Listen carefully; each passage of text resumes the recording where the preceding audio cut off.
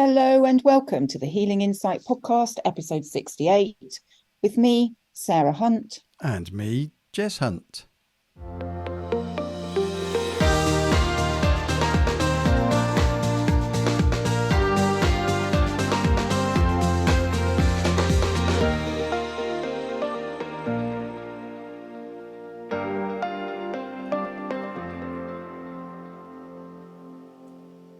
Hello, everybody. It's great to be back with you again. Hi, Jay. How are you? How's things up your way?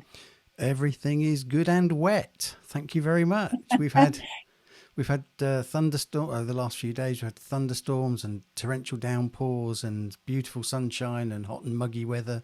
Complete mix. No hail or snow this time, but Yes. yet. Yes.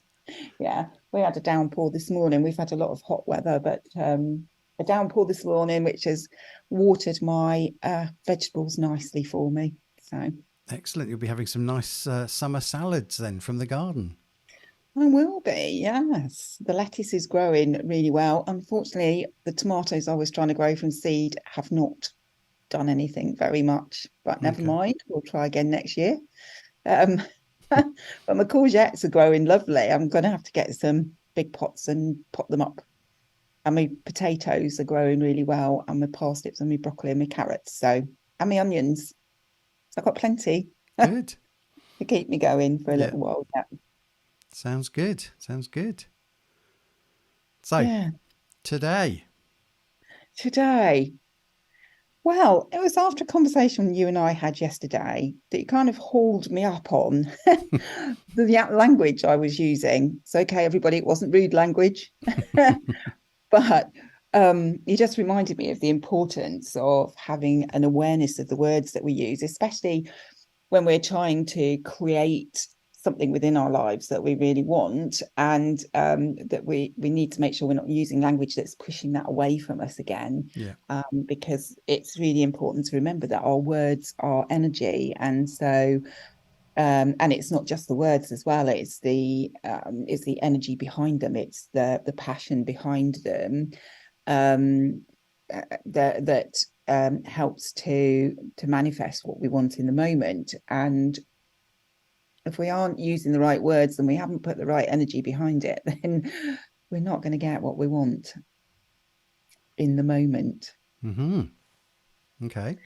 So I thought it might be interesting to explore this a bit, because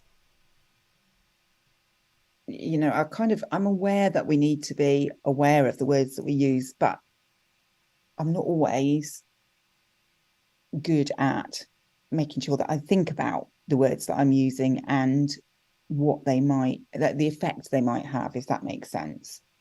Yeah, I think the first thing just to pick up on, listening to the words you just used, I don't think about the words I use. And I think that's part of the problem, is that we don't think about the words we use. I don't think that we need to think about the words we use. We need to intuit the words to use. Yeah.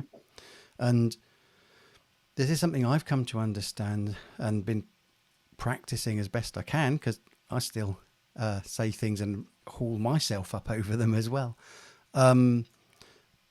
is to be, we've talked about this many times, the more in the moment we are, the more in the now we are, the more present we are, the more tuned into our heart center we are, the words that we use tend to be the right words that we are to use in that moment.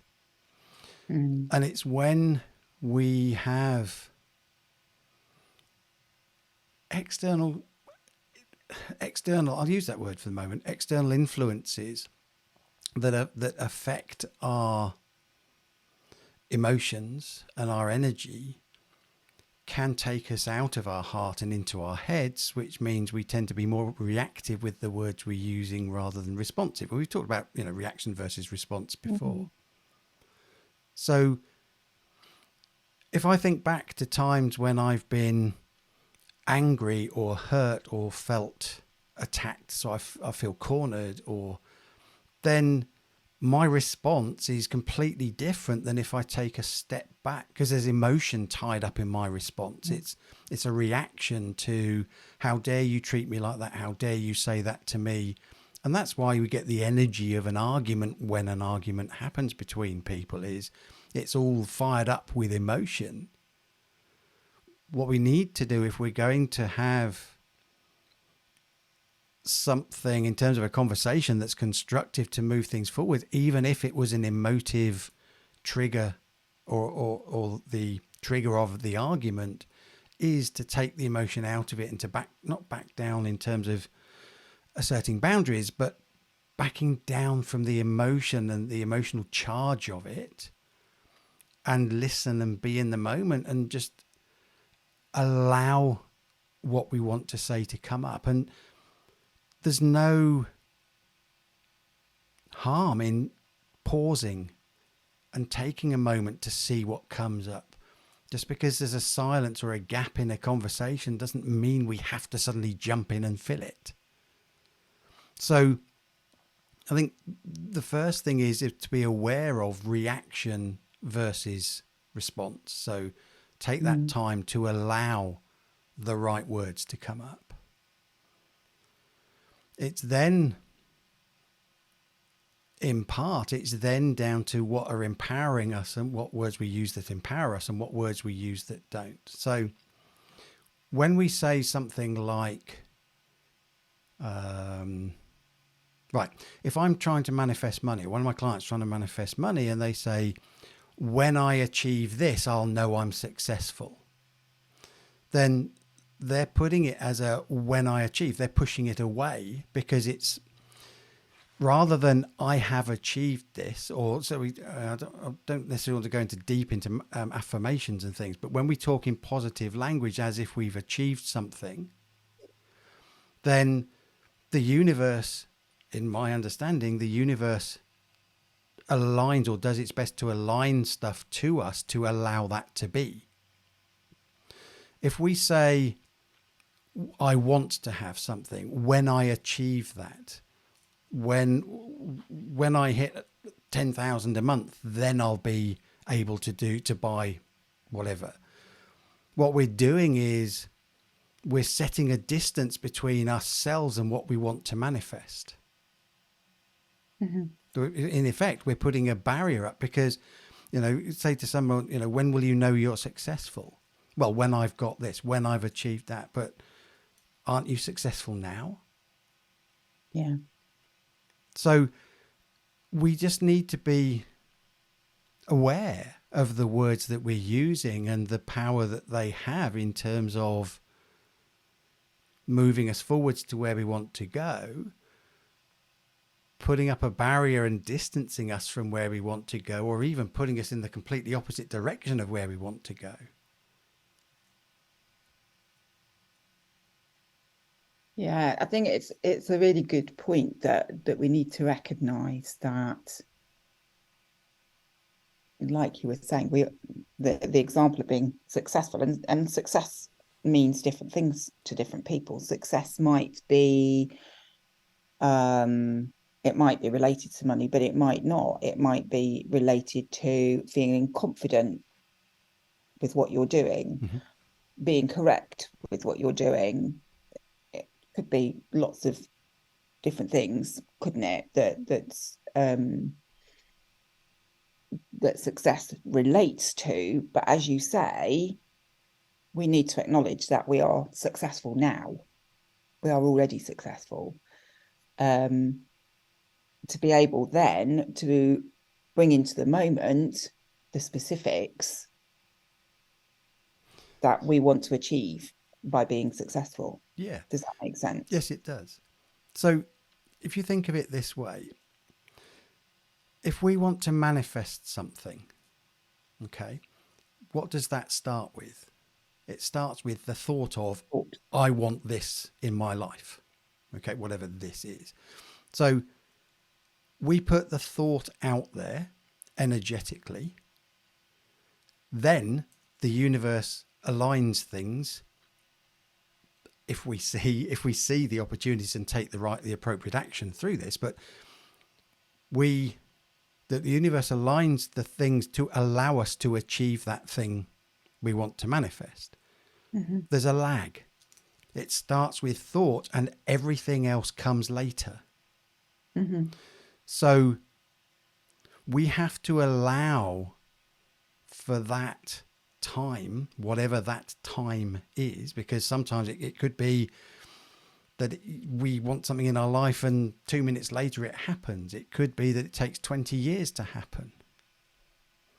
It depends what it is and where we are on our journey and how open we are to seeing the opportunities around us that would allow us to achieve that desire, that thing that we It, want. it also depends on whether it's for our highest good as This well, is true. and the Yes. highest good of everybody else. Because if it's not for our highest good, it's not going to happen. Yeah. Yeah, absolutely. So it's about alignment. Yeah. And we can get very, when we get into the things like law of attraction and getting into manifesting things, we can get very fixated on timescales of when things are going to happen.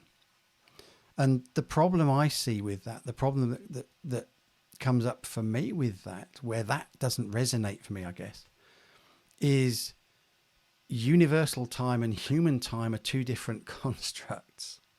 So, Eat in the moment, though, don't they? yes, they do. Yes, yes, yes. What I mean by that is that if I put an intention out there of something I want to manifest, and let's just say it is for my highest good and of those around me or those that are connected to it, then for me, I might want to manifest that by October. Okay, we're recording in June now, so by October. Well, the universe might turn around and say, well, okay, but you're saying October, but you could have it now if you want it.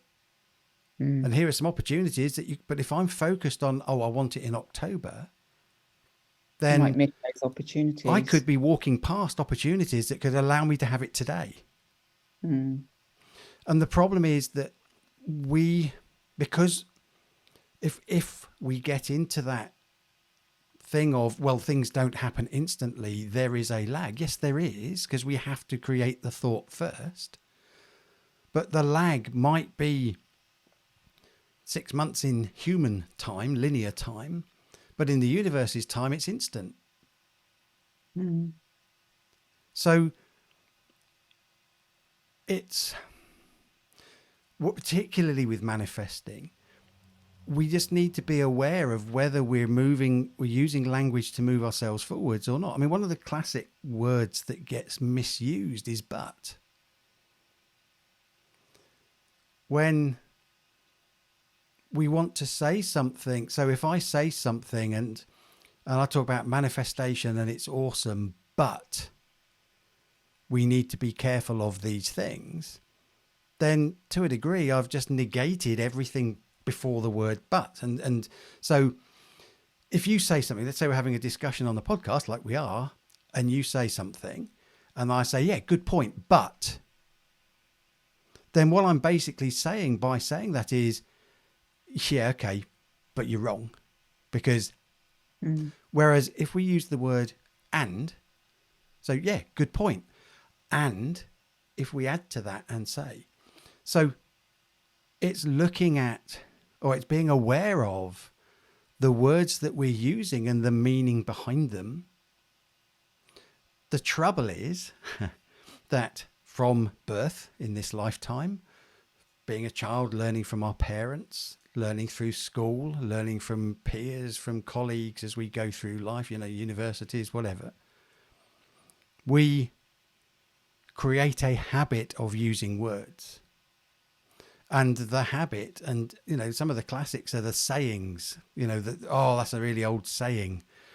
But do we actually know the meaning of it? And we're saying these things without necessarily understanding the energy behind it Mm. that may be holding us back. So, for example, you make me feel angry. Well, actually, that's not true. That's me projecting onto you because I'm feeling angry, yes. And it might be the conversation I have with that person that triggers me to feel angry, but they don't make me feel angry. No, it's your choice to feel angry. So, but people do it. And part of the problem is then that we're putting responsibility for our actions outside of us. It's not my fault. Mm, It's not my fault. You made me angry. It's not my fault I got angry. Absolutely is. So when we disempower us, if we want to manifest, again, this is how I see it. When we want to manifest, we've got to do it from within. We are yeah. not going to manifest stuff from somebody else.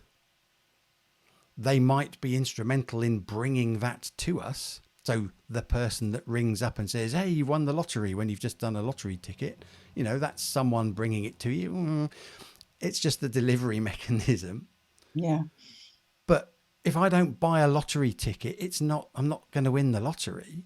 So we still have to take the action, but I have to take the action. Maybe the lottery is not a good example because someone else could buy me a ticket. But but But, see, yeah. and the point I'm trying to see, that's habit. For Yeah. many, many, many, many, many, many years, we use that word but in general language. Then it becomes a habit. Mm. So even though I'm conscious of it, I still do it and then have to correct myself afterwards. It's. Um, so if I want to manifest something, I need to be aware of whether I'm pushing it away from. Well, so yeah, is it in my highest good? Drop down in Mm. my heart. Do I feel it's the right thing to manifest? Yes, I do. Okay, fine. Now, that might be how I feel. That might still not mean that it is right for me, but let's just assume that that's the assumption I've made, that's the feeling I've had. Then I take the appropriate action. If I start using words of when I achieve that, when I get there, the classic was that just popped into mind was only fools and horses. Next year, Rodney, will be millionaires. And he said it every time, every year for however many years Yeah, and it never happened, and did it it? it never happened until the very end when they did, and when they sort of effectively finished the many seasons of it. But but see, now I'm even more conscious of it. Um, the point there is, and the reason it popped to mind is that, you know, yes, he had a dream of being a millionaire, but it was always next year, this time next year, Rodney. It was always pushing it out into the future, not embracing it now energetically and living as if he was a millionaire. And I don't mean going out spending money he doesn't have. I mean living the energy of how would you feel if you didn't have to worry about, if you were in that place right now. How would you feel? How would you think about things? How would you carry yourself walking down the road? Whatever it might be. It's living the energy of that helps the universe align to manifest the bits that will give you that. Mm.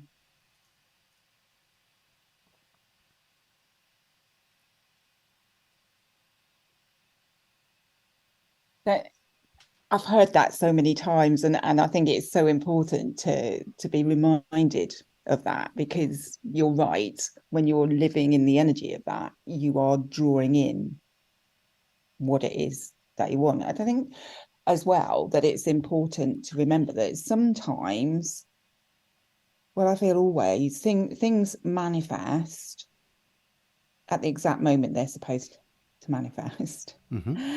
And sometimes we have stepping stones to get us Yeah. where we need to be. And people can dismiss, and I've done it myself, those stepping stones, thinking, well, that's not what I wanted. That's what I want that's over there, not that there.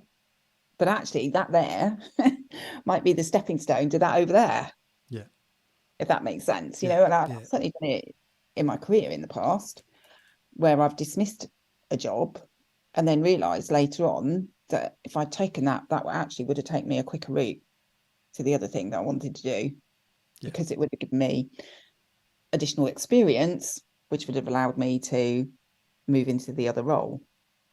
So we do need to be careful that we don't make judgments as well about what the universe is presenting us with, and that we are open to opportunities that are being presented to us to help us to manifest what it is that we want to create in our lives, whether that's more love, whether that's a different job, whether that is abundance in some way, whatever it might be. Yeah. Um, we need to be totally open to all the opportunities that the universe presents to us. Yeah. And that I believe is the key to manifestation. Is the universe presents us with opportunity all the time. It's just Mm. down to whether we're open to see it in that moment. And yes, if I miss, air quotes, miss an opportunity the universe has given me today, it doesn't mean there won't be other opportunities. But sometimes, like you said, the opportunity that's presented to you now, you might not see the connection to your end goal, what you want to manifest. But maybe the universe is giving it to you as actually, this is a quicker route. If you just take this one and then do that one, then you'll get there quicker. Mm. But we can overthink things rather than just feel what what would be a good thing to do or what would be the right thing to do. And then we find ourselves in that situation of maybe the realization later. And I think something that you said there that's quite important just to pull up on is Mm, the overthinking. We overthink things. And this is where we then push ourselves into our heads. And when we're in our heads, we'll miss the opportunities and the value of those opportunities that are being presented to us. Because when we're in our hearts and an opportunity is presented to us, it's a lot easier to feel into that opportunity. Is this opportunity right for me? Is this going to take me a step nearer to where I want to be? Whereas if we're in our heads, we might overthink it and then dismiss it. yes. An image I've used with you before. I can't remember whether I've done it on a pod. It might even be on one of the podcasts. I can't remember because I tend to intuit stuff as I go rather than plan, as you know. Mm. And but the image is of, if you imagine a pool or a stream of water, and at the bottom of the stream is this big shiny diamond. Then the water's clear. You can put your hand in and you can grab it and pull it out. That is us being in our hearts. Mm. When we're in our heads and we're thinking, it's like a load of mud and silt and dirt getting thrown up into the water. Diamond's still there, but we can't see it because we're overthinking, and we end up sort of like feeling around trying to grasp it, and we're coming up with pebbles but not the diamond that we know's there. Mm. If we actually just take that time to allow that silt, that mud in the water to settle, the cloudiness of the water to settle. So if we allow our thoughts just to settle, then we can drop back into our hearts. The water clears, so to speak, and we can now clearly see where it is we need to go. Mm. Yeah, I think I used we did talk about this before because I used the phrase contaminated thinking, didn't I? That's right, you did, yeah. So, and that's part of the problem, is we think too much Yeah, generally. yeah. Rather than feel. We try We and need to, analyze stuff. We try and make sense of everything. And yeah. actually, do we really need to make sense of something? No, not no, Not, I not mean, when we're working from the heart, because the heart makes sense of it, if that makes sense. Because we feel it. We feel it. And then if it resonates with us, then we know that's where we need to be. If it doesn't resonate with us, then we know we need to step away. Um, but it's we've been taught to be analytical. We've been taught to overthink things Yeah. because that pushes us into our heads rather than feeling things, rather than absorbing information and feeling into it. Does that resonate with me? Does that feel like it's truth? Does that feel correct? Is that my truth? And my truth now will be very different to my truth in 6 months' time because I will have journeyed a bit further, and that's okay. And my truth will be different to your truth Yeah. because we've had different journeys. Even though we're brother and sister and been brought up in the same family environment, in this lifetime, we've both had different journeys and different influences. Mm-hmm. And so that then affects the way that we perceive the world. And that's okay. Yeah. So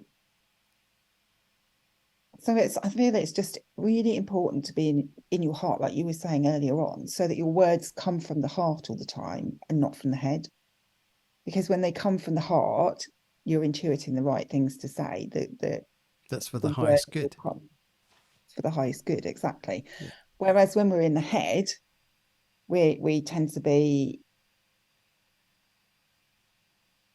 I want to say the word rationals come in, but I'm not sure whether that's the right word. Um, but yeah, we just we don't have the same clarity when we're in the head. No. We don't, even though people might think they do, actually, you don't have the same clarity when you're in your head as you do when you're in your heart, because your heart knows what's right for you. I think the other thing to add in here is also remember that we have been brought up to accept the viewpoint of authoritative figures. So at school, a teacher says this is so, we're taught to accept that this is so. Yeah. Politics, politicians, newspapers, anything that's official, then we're taught, programmed from young children that, oh, well, the GP says that, so that must be what we need to do. Or the newspaper says that, so that must be true. But actually, the person who wrote it, or the article, if it's in the newspaper, for example, then that's just their perception. That's just their narrative. It's not necessarily true in its full entirety. And I feel we have lost our way in terms of, like you were saying, we've been pushed into our heads a lot and taught to think to take us away from being in our hearts. And we need to get back to being that tuned in, loving being that we actually are, Mm. and not overthink things and try and do someone over or think that someone's trying to do us over or whatever. You know, whether they are or not doesn't matter. It's what can I do about it? What feels right to me to do in this situation? And sometimes it might be doing nothing. Sometimes it might be taking a particular action. Maybe it could be talking, you know, asserting a particular boundary. But don't overthink it. Just, okay, I'm feeling this. Get curious. You know, why am I feeling this? What is it I'm actually feeling? What is it I actually need to do? And Mm. allow the mud to settle. Allow the clarity of thought to come up from your heart before you dive in with a reaction. Yeah. And that way, then as well, you'll use the right language. You'll use the language that's going to move you forward rather than push things away from you. Nicely brought back. Yeah. It's really just a reminder of the importance of being in your heart, isn't it? Whatever you're doing, Yeah. remembering to make sure that you take that moment to drop back into your heart, that you take that moment to take a deep breath. Yeah, Dad used to say that. I'm sure I've said this before, but Dad used to say that to me.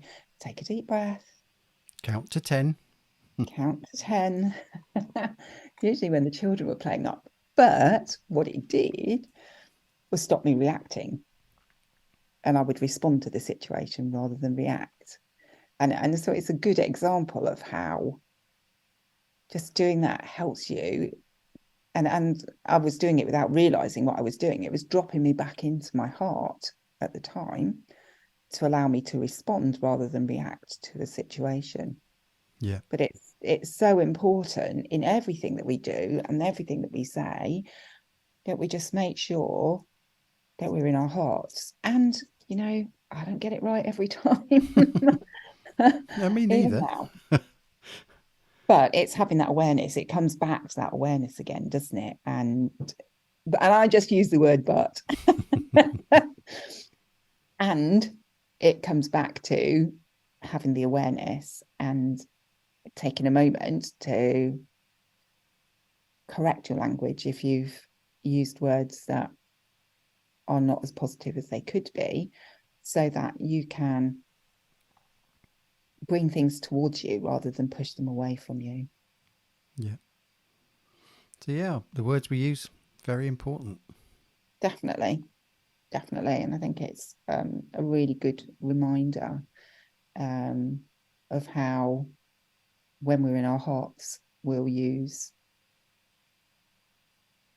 I want to say, the correct language for the situation that we're dealing with.